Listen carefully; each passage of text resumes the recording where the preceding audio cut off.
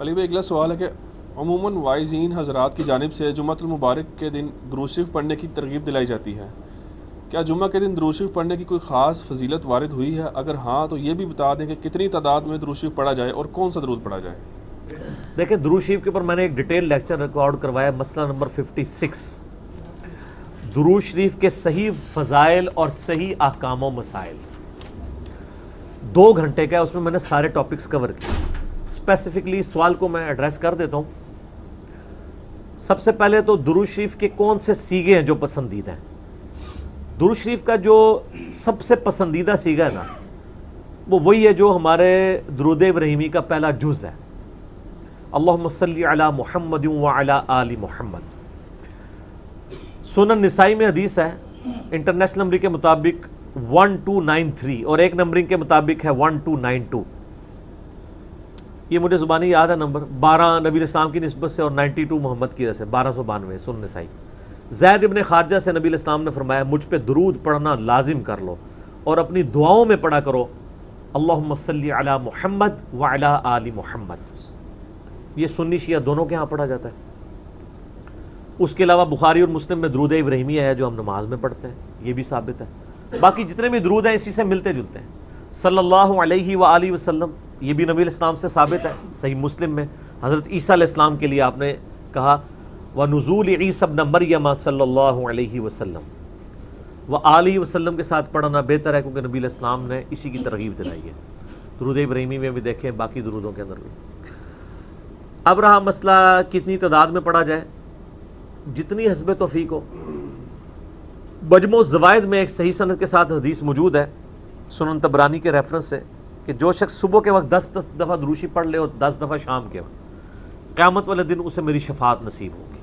تو یہ بڑا آسان ہے، 10 دفعہ اللہم صلی علی محمد وعلی آل محمد پڑھنے میں کتنا ٹائم لگتا ہے؟ باقی اللہ تعالیٰ نے ڈیٹم لیول کے اوپر تو آپ پہ ویسے ہی یہ لازمی کر دیا ہے۔ نماز میں ہم درود شریف پڑھ ہی رہے ہوتے ہیں، ہر نماز میں پڑھ رہے ہوتے ہیں۔ درود شریف کے بغیر تمہاری نماز ہی مکمل نہیں ہوتی، اور ہماری نماز تو ہم تو دعائے قنوت کے بعد بھی درود شریف پڑھتے ہیں، صحیح سند سے ثابت ہے۔ نماز جنازہ میں بھی درود شریف پڑھتے ہیں، ہر جگہ درود شریف ہے۔ مسجد میں داخل ہوتے وقت درود شریف ہے، وہ حدیثیں موجود ہیں، وہ میں نے اس لیکچر میں ساری حدیثیں بتائی ہیں۔ ہر خطبے کے آغاز میں درود شریف ہے، جس مجلس میں نبی علیہ السلام کا ذکر ہو وہاں پہ درود شریف ہے۔ مولا علی علیہ السلام سے حدیث ہے جامعہ ترمذی میں صحیح سند کے ساتھ کہ نبی صلی اللہ علیہ وآلہ وسلم نے فرمایا وہ شخص کنجوس ہے جس کے سامنے میرا ذکر ہو اور مجھ پر درود نہ پڑھے، اللہم صلی علی محمد وعلی آل محمد۔ اور ترمذی میں ایک حدیث ہے وہ شخص تباہ و برباد ہو جائے جس کے سامنے میرا ذکر ہو اور مجھ پر درود شریف نہ پڑھے، اللہم صلی علی محمد وعلی آل محمد۔ اور اس کے علاوہ سنن طبرانی میں بھی ایک روایت ہے، اس روایت کی صحت پہ اختلاف ہے، لیکن چونکہ کچھ محدثین اسے صحیح سمجھتے ہیں اس لیے میں ضرور بیان کرتا ہوں کہ جو شخص روزانہ 100 دفعہ درود شریف پڑھ لے تو قیامت والے دن اللہ تعالیٰ اسے شہیدوں کے ساتھ اٹھائے گا، اور اس کی دونوں آنکھوں کے درمیان لکھا ہوگا کہ یہ شخص منافقت اور دوزخ کی آگ سے بری ہے۔ 100 دفعہ درود شریف، میری تو کوشش ہوتی ہے کہ 100 دفعہ درود شریف روزانہ کم از کم ضرور پڑھا جائے۔ اگر کوئی روزانہ نہیں پڑھ سکتا 10 دفعہ تو پڑھ لے، اور نبی علیہ السلام کے آپ اکثر وظائف دیکھیں گے وہ 100 دفعہ ہی ہیں، اکثر وظائف جو زیادہ تعلیم کیے گئے، جیسے بخاری مسلم میں حدیث ہے کہ جو شخص 100 دفعہ پڑھ لے سبحان اللہ وبحمدہ تو اس کے سارے گناہ معاف کر دیے جائیں گے چاہے سمندر کی جھاگ کے برابر ہوں، اور جو شخص صبح و شام 100 دفعہ یہی پڑھے تو قیامت دن اس سے بڑھ کے کوئی عمل نہیں لے کے آ سکتا سوائے اس کے کہ جو اس سے زیادہ وہ کلمات پڑھ لے 100 کا دفعہ۔ پھر بخاری میں 70 دفعہ استغفار کا ذکر ہے، پھر تسبیح فاطمہ بھی جو ہے 100 دفعہ ہے، 33 دفعہ سبحان اللہ، 33 دفعہ الحمدللہ، 34 دفعہ اللہ اکبر، یا 33 دفعہ اللہ اکبر اور 100 کا عدد پورا کرنے کے لیے بخاری مسلم میں آتا ہے لا الہ الا اللہ وحدہ لا شریک لہ لہ الملک ولہ الحمد وہو علی کل شیء قدیر۔ تو یہ سارے 100 والے ہیں، زیادہ تو آپ جتنا مرضی پڑھیں۔ جامعہ ترمذی میں حدیث ہے قیامت والے دن میرے سب سے زیادہ نزدیک وہ شخص ہوگا جس نے دنیا میں مجھ پہ سب سے زیادہ درود شریف پڑھا ہوگا، اللہم صلی علی محمد وعلی آل محمد۔ تو سر جتنا گڑ ڈالیں گے اتنا میٹھا ہوگا، درود شریف جتنا پڑھیں اتنا ہی کام ہے، نبی علیہ السلام کے قرب کا ذریعہ ہے۔ لیکن صرف درود شریف پہ زور ہو، نبی علیہ السلام کی تعلیمات پہ زور نہ ہو تو یہ غلط ہے. درود شریف کے لیے باوضو ہونا بھی شرط نہیں ہے. یہ اللہ کا ذکر ہے اور ایسا ذکر ہے جس کے لیے کوئی پروٹوکول نہیں ہے. وضو پروٹوکول ہوتا ہے نماز پڑھنے کا. عام اذکار کے لیے کوئی وضو پروٹوکول نہیں ہوتا. ویسے آپ نے رکھنا ہے وہ ضرور کریں, لیکن ادروائز ان اذکار کا کوئی پروٹوکول اس حوالے سے نہیں ہوتا. تو میری خواہش یہ ہے کہ آپ روزانہ کم از کم 100 دفعہ ضرور درود شریف پڑھیں. اگر نہیں پڑھ سکتے تو صبح فجر کے بعد 10 دفعہ اور 10 دفعہ مغرب کے بعد صبح شام 10 دفعہ پڑھ لیں تاکہ شفاعت رسول صلی اللہ علیہ وآلہ وسلم حاصل ہو. پھر مسلم شریف میں حدیث ہے, بخاری میں بھی کچھ حصہ ہے کہ جو اذان کا جواب دے, یعنی وہی مؤذن والے کلمات رپیٹ کرے, اس کے بعد مجھ پہ درود شریف پڑھے اور الوسیلہ والی دعا مانگے تو میری شفاعت اس کے لیے حلال ہو جائے گی. وہاں بھی درود شریف ہے. صحیح مسلم میں حدیث ہے جو ایک دفعہ 10 درود شریف پڑھے گا اللہ تعالیٰ اس پہ 10 رحمتیں نازل فرمائے گا. سنن نسائی میں حدیث ہے جو ایک دفعہ درود شریف پڑھے گا اللہ تعالیٰ اس پہ 10 رحمتیں نازل فرمائے گا, اس کے 10 درجات بلند کر دے گا, اسے 10 نیکیاں عطا فرمائے گا, اس کے 10 گناہ معاف کر دے گا. کتنی بڑی فضیلت ہے سر. اتنی بڑی فضیلت مجھے بتائیں کس عمل کی ہوگی. نفلی عبادات میں افضل ترین عبادت درود شریف. اچھا یہ درود شریف اللہ کی عبادت ہے کیونکہ آپ رجوع اللہ کرتے ہیں. اللہم صلی علی محمد وعلی آل محمد. یہ جو جمعے کے دن کے وظائف ہیں نا, اب وہ آپ یعنی غروب آفتاب جمعرات والے دن اس سے لے کے جمعے کی مغرب تک کر سکتے ہیں. یہ نہیں ہوتا کہ جمعے کے دن کو ہی کرنا ہوتا ہے. تو جمعے والے دن درود شریف پڑھنے کی فضیلت ہے.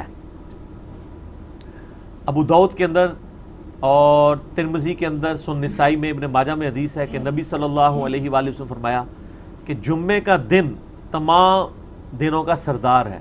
اسی دن آدم علیہ السلام پیدا ہوئے, اسی دن وہ فوت ہوئے, اسی دن پہلا سور پھونکا جائے گا, دوسرا سور پھونکا جائے گا, قیامت قائم ہوگی. تم جمعے والے دن مجھ پہ کثرت سے درود پڑھو, تمہارا درود مجھ پر پیش کیا جائے گا. تو صحابہ کرام نے جرت کر کے پوچھا یا رسول اللہ علیہ وسلم جب آپ مر جائیں گے اور آپ کی ہڈیاں مٹی میں مل جائیں گی. سر یہ صحابہ کے الفاظ ہیں جب تک 295C نہیں تھی مدینہ شریف میں, ورنہ آج کل تو کوئی سوال کر سکتا ہے. یہ صحابہ پہ اللہ کی کروڑوں رحمتیں وہ سوال کیے تو میں عقیدے پتہ چلیں. تو نبی علیہ السلام نے فرمایا کہ ان اللہ حرم علی الارض ان تأکل اجساد الانبیاء, بے شک اللہ نے مٹی پہ حرام کر دیے کہ نبیوں کے جسموں کو کھائے. تو نبیوں کے جسم سلامت ہیں قبروں کے اندر, ان پر درود شریف پیش ہوتا ہے. تو جمعے والے دن درود شریف کی ایک خاص فضیلت ہے. جمعے والے دن ضرور 100 بار پڑھ لیا کریں. نبی علیہ السلام کی بارگاہ میں درود شریف پیش ہو رہا ہوتا ہے. وہ سنن نسائی میں حدیث ہے نا, زمین پہ کچھ فرشتے سیاحت کرتے ہیں, میرے امتیوں کا سلام مجھ تک پہنچاتے ہیں. اور میں نے دیکھا ہے کہ یہ حقیقت بات ہے, مسلمانوں کے جتنے مکاتب فکر ہیں ان میں سے 2 مکاتب فکر میں نے درود شریف کا بہت اہتمام دیکھا ہے.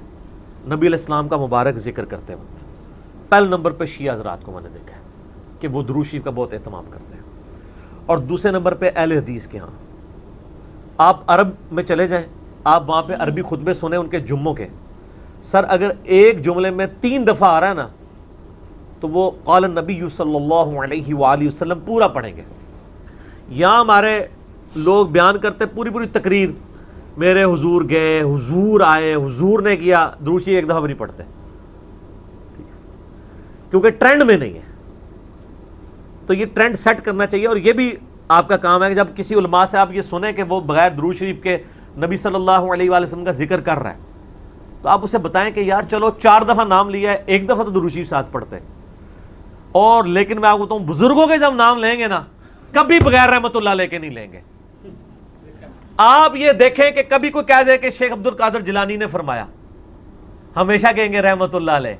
تو پھر سر ہم کیوں نہ کہیں کہ آپ بابوں کو نبی علیہ السلام سے اوپر سمجھتے, بغیر رحمت اللہ علیہ کا کبھی بھی یہ ذکر نہیں کریں گے اپنے بابوں کا, لیکن نبی صلی اللہ علیہ وآلہ وسلم کا ذکر کر دیں گے.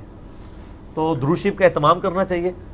نبی صلی اللہ علیہ وآلہ وسلم نے اس کی ترغیب دلائی ہے. یہاں پہ میں ایک مسئلہ عرض کر دوں, جو درود شریف کے دشمن ہیں نا, اہل بیت کے دشمن, اب وہ اکثر اس چیز کو اٹھاتے ہیں. وہ کہتے ہیں جی یہ جو درود شریف میں ذکر ہے نا اللہم صلی علی محمد وعلی آل محمد, یہاں آل محمد سے مراد نبی علیہ السلام کے اہل بیت نہیں ہے صرف, بلکہ پوری امت ہے.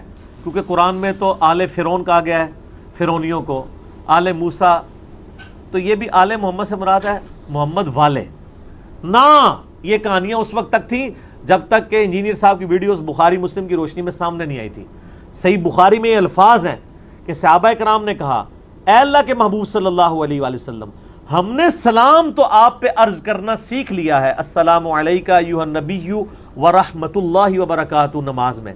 آپ ہمیں یہ بتائیے کہ ہم آپ اور آپ کے اہل بیت پر درود کیسے پڑھیں. آپ اور آپ کی آل پہ نہیں, اہل بیت. تو کوئی نبی علیہ السلام کا امتی جو غیر سید ہے اور وہ کہہ سکتا ہے میں اہل بیت ہوں؟ تو اہل بیت کے اگینسٹ آل محمد آپ نے تعلیم فرمایا. درود شریف میں آل محمد سے مراد اہل بیت ہے, نبی علیہ السلام کی جو اولاد ہے, یعنی آل علی, آل عقیل, آل عباس, آل جعفر, جو صحیح مسلم میں غدیر خون کی حدیث کے اندر موجود ہے. تو یہ یہاں آل محمد سے مراد اہل البیت ہیں نبی علیہ السلام کے. باقی ان پہ درود پڑھیں گے تو ہم پہ تو ویسے ہی رحمتیں نازل ہو جانی ہیں, ان کے صدقے ہم تک بھی پہنچ جائیں گی اس حوالے سے. تو یہ میں نے ایک ضمناً مسئلہ عرض کر لیا. لوگ بیچ میں نا یہ ایک پخے چھوڑ رہے ہوتے ہیں, تو میں نے اس پہ میرا یوٹیوب پہ کلپ بھی چڑھا ہوا ہے درود اور اہل بیت کے دشمن. تو اس میں نے بتایا تھا یہ یعنی اپنے بغض کا اظہار اس طریقے سے کر رہے ہوتے ہیں. ان کو تو کوئی چیز اس طریقے سے ہضم نہیں ہو رہی ہوتی نا, تو وہ جان بوجھ کے ایسی باتیں نکالتے ہیں. درود شریف پڑھیں. اور مجھے یاد ہے کہ ایک 3-4 سال پہلے مجھے ایک بریلوی بھائی کا فون آیا, تو مجھے کہنے لگے کہ جی آپ کی ویڈیوز بہت اچھی ہیں, میں آپ کی ویڈیوز کی وجہ سے مسلک چھوڑا, سب کچھ سیکھا. آپ سے ایک ریکویسٹ کرنی ہے کہ آپ جب درود شریف پڑھتے ہیں نا تو آپ صلی اللہ علیہ وآلہ وسلم پڑھا کریں. تو آپ میری پرانی ویڈیوز دیکھیں تو اس میں صلی اللہ علیہ وسلم ہوتا تھا. تو میں نے اس کا پھر یہ مشورہ مانا, تو پھر میں نے آہستہ آہستہ اپنے آپ کو اس کا عادی کیا کہ وآلہ وسلم بھی کہا جائے, کیونکہ نبی صلی اللہ علیہ وآلہ وسلم کو یہ چیز پسند ہے کہ آپ صلی اللہ علیہ وآلہ وسلم کے اہل بیت کا ذکر کیا جائے. اس لیے درود ابراہیمی میں بھی اہل بیت کا ذکر کیا گیا ہے. اچھا, درود ابراہیمی میں بعض لوگ کہتے ہیں یہ جو آل ابراہیم کا ذکر ہے تو آپ یہودیوں پہ درود پڑھ رہے ہوتے ہیں. نہیں سر, یہودیوں میں کہاں درود ہے؟ اس میں ہے کہ اے اللہ درود بھیج محمد صلی اللہ علیہ وآلہ وسلم اور ان کی آل یعنی اہل بیت کے اوپر جیسا کہ تو نے رحمت بھیجی تھی. مثال ہے. اب والے یہودی تو ہے ضربت علیہم الذلہ والمسکنہ, یہ تو مغضوبی علیہم ہے, یعنی مراد وہ جو اہل توحید تھے بنی اسرائیل میں سے. کون؟ حضرت موسیٰ علیہ السلام, عیسیٰ علیہ السلام, یعقوب علیہ السلام, یوسف علیہ السلام, جن پہ اولاد ابراہیم تو یہ ہے نا. وہ تو اولاد ابراہیم نہیں ہے نا جس نے ابراہیم والے کام ہی چھوڑ دیے. وہ تو قرآن میں آیا کہ حضرت نوح علیہ السلام نے کہا یا اللہ یہ میرا بیٹا ہے. اللہ فرمایا اس کے تو اعمال ہی کافروں والے, تیرا بیٹا ہی نہیں, بیگوٹن سن تھا. تعلیمات پہ عمل نہ کرنے کی وجہ سے اللہ تعالیٰ نے بیگوٹن سن ہونا, صلبی بیٹا ہونے کا بھی انکار کر دیا. ٹھیک ہے, تو یہاں میں سیدوں سے بھی ریکویسٹ کروں گا کہ مہربانی کریں امت کے اوپر, اگر نوح علیہ السلام کا بیٹا ان کے طریقے پہ نہ چلے تو وہ ان کی آل سے فارغ ہے, اور آپ لوگ جو ہیں وہ چرس کے اڈے چلا رہے ہوں, شراب کے ڈیرے چلا رہے ہوں. مجھے اگلے دن ایک بھائی کی کال آئی ہمارے ادھر ہی جرمنی سے, وہ خود شیعہ تھے اور وہ رونا رو رہے تھے کہ یار اس وقت اہل بیت کے خلاف ایک پوری مہم کھڑی کی گئی. آپ کو پتہ ہے نا یہاں پہ امیر شام کے نام کے نعرے بھی لگوائے گئے.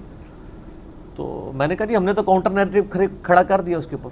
تو وہ بتانے لگے ایک کسی شیعہ ذاکر پورے اس ایک کمیونٹی کے بارے میں, وہ کہتے ہیں ہم ان کو ملینز آف روپیز سالانہ دیتے تھے, لیکن بعد میں پتہ چلا کہ وہ تو شرابیں پیتے ہیں اور عیاشیاں کرتے ہیں.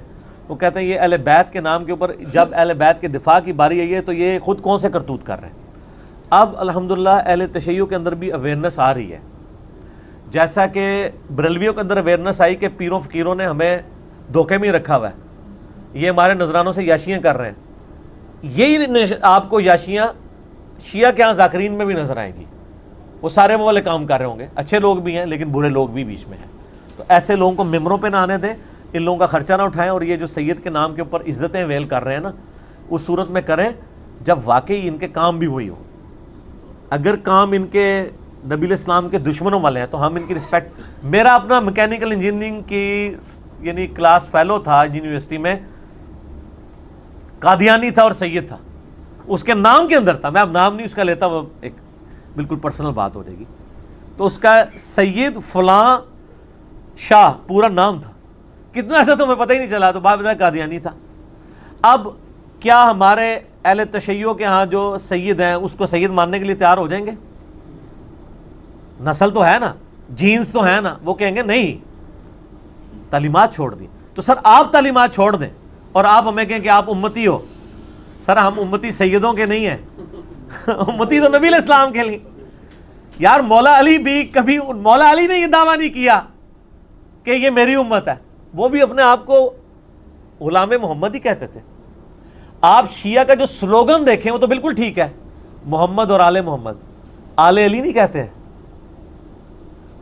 علی نہیں سر, سینٹرڈ پوائنٹ محمد صلی اللہ علیہ وآلہ وسلم کی ذات ہے, جس کی جو بھی عزت ہے وہ نبی علیہ السلام کی نسبت کی وجہ سے, جس کا جو بھی مرتبہ ہے وہ ان کی نسبت کی وجہ سے. اگر نبی علیہ السلام کو بیچ میں سے نکال دیتے ہیں پھر کوئی شخص کوئی مرتبہ ویل نہیں کر سکتا. تو محمد اور آل محمد, حالانکہ دیکھیں اولاد علی ہے لیکن نام کیا بولا جاتا ہے؟ آل محمد. کیوں؟ یہ اللہ نے رشتہ کروایا ہوا ہے سر. سنن نسائی میں صحیح سند کے ساتھ حدیث ہے, پہلے حضرت ابوبکر نے رشتہ مانگا تھا نبی علیہ السلام سے سیدہ فاطمہ کے لیے, جب تک کہ حضرت ابوبکر خود سسر نہیں بنے تھے. نبی علیہ السلام نے کہا میری بچی چھوٹی ہے, پھر حضرت عمر نے مانگا, فرمایا چھوٹی ہے, پھر حضرت علی نے مانگا تو رشتہ کر دیا, کیونکہ اللہ نے وحی کے ذریعے بتایا تھا کہ آپ کی اولاد یعنی جو آل محمد ہے وہ اولاد علی ہوگی. یہ سر آسمانی رشتہ طے ہوا ہوا ہے, یہ چھوٹا معاملہ نہیں ہے. تو اس لیے جو لوگ اولاد علی ہیں اور اہل بیت ہونے کا دعویٰ کرتے ہیں, خدا کے لیے اہل بیت کے نام کے اوپر آپ داغ نہ اور دھبا نہ بنے, بلکہ ان کی تعلیمات کو بھی آگے لے کے چلیں. یہی ہمارا میسیج ہے. ٹھیک ہو.